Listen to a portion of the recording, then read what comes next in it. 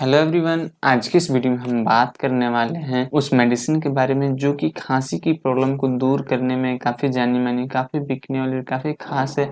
और मेन बात यह है कि एक आयुर्वेदिक है, काफ़ी अच्छी मेडिसिन है।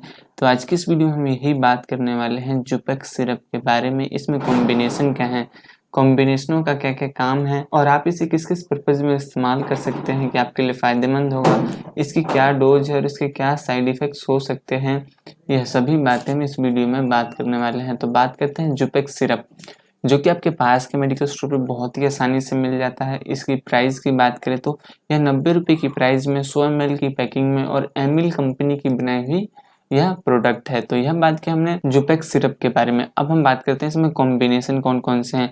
तो इसमें काफ़ी अच्छे कॉम्बिनेशन है, जैसे कि गोजिया, पिपली, तुलसी, लवंग, कथिची, बहेड़ा, वसा, दालचीनी जैसे काफ़ी अच्छे नेचुरल इंग्रेडिएंट्स हैं जो कि आपकी कफ की प्रॉब्लम, खांसी की प्रॉब्लम को दूर करने में काफ़ी कारगर होगी। इसमें काफ़ी सारी की एंटीऑक्सीडेंट, एंटी इन्फ्लेमेटरी प्रोडक्ट हैं, प्रॉपर्टीज़ हैं जो कि आपकी प्रॉब्लम को सॉल्व करती हैं। जैसे कि आपको कौन-कौन से पर्पज़ों में फ़ायदेमंद होगी, तो जैसे कि अगर आपको बलगम वाली खाँसी है तो उस पर्पज़ में आप इसे इस्तेमाल कर सकते हैं।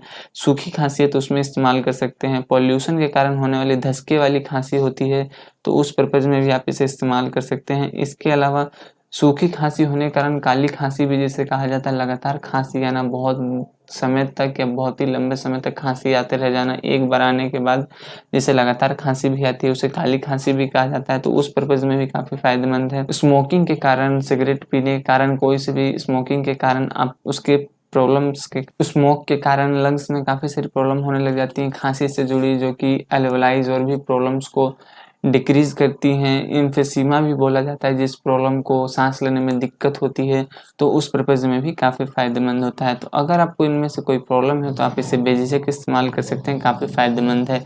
इसके अलावा ये थोड़ी बहुत थ्रोट इन्फेक्शन को भी सॉल्व करती है। तो यही था जुपेक्स सिरप के फ़ायदे के बारे में जानकारी। अगर आपको इनमें से कोई प्रॉब्लम हो तो आप इसे इस्तेमाल कर सकते हैं। इसके अलावा इसके क्या साइड इफ़ेक्ट्स हो सकते हैं, तो इसके किसी भी तरह के कोई साइड इफ़ेक्ट्स देखने को नहीं मिले हैं, जो कि एक तरह का आयुर्वेदिक मेडिसिन है, काफ़ी अच्छा है, काफ़ी सूटेबल है। इसके बाद बात करें इसमें क्या डोज़ होनी चाहिए, किस तरीके से इस्तेमाल करना चाहिए।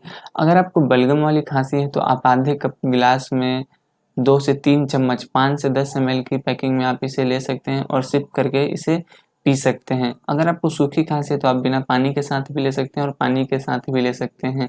अगर आपको कोई भी प्रॉब्लम है तो आप इसे सूखी भी ले सकते हैं और पानी के साथ भी ले सकते हैं। तो आप इस तरीके से इस्तेमाल कर सकते हैं खाना खाने के बाद। दिन में 2 से 3 से बार आप इसे इस्तेमाल कर सकते हैं। तो यही था जुपेक्स सिरप के बारे में जानकारी। अगर आपको वीडियो और यह जानकारी अच्छी लगी तो प्लीज़ लाइक कीजिएगा और हमारे चैनल को सब्सक्राइब कीजिएगा। और आपको यह वीडियो को देखने के लिए धन्यवाद। Thank you for watching.